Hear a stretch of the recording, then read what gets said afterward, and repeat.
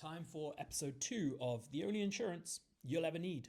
Okay, again, your time is precious, so I'm going to keep this short and sweet, covering the what, the why, and the fiddly bits. We're talking critical illness cover. Now, this is a policy that pays out a lump sum to you if you get a serious illness. Typically, that policy is going to cover serious illnesses like cancer, heart disease, or serious injuries like losing a limb.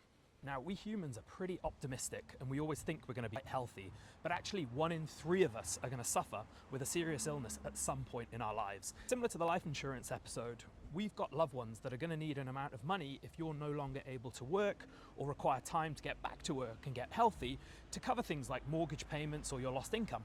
Now we're on to the fiddly bits. Now, no two ways about it, critical illness cover tends to be more expensive than life insurance cover, mainly because it's more likely that you're going to get unwell as opposed to dying, especially for someone who's slightly younger.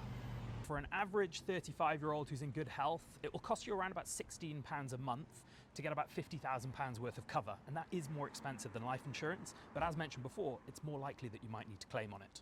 Over the last 2 years or so, around about 92% of claims have actually been successful. So this is a policy that does what it promises to do the majority of the time.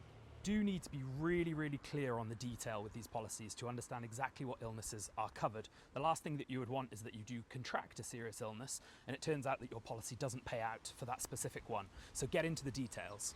You also need to be really honest about your medical history. If you're not, there's a risk that someone might not pay out if they find out that you actually already had the illness or have previously suffered with it and didn't disclose that. Now, you can usually attach a critical illness policy onto a life insurance policy and it can then reduce the premiums, but then you need to be careful because sometimes they'll only pay out once, either for the death or for the critical illness. So you just need to have a heads up about that. Yeah, it's pretty unlikely that you're going to get the critical illness after you die because you'll be dead. So what I really meant to say was, if you had the critical illness and then recovered, it's unlikely that you will then have another payment if you were to pass away later on. I think I made a hash of that whole example.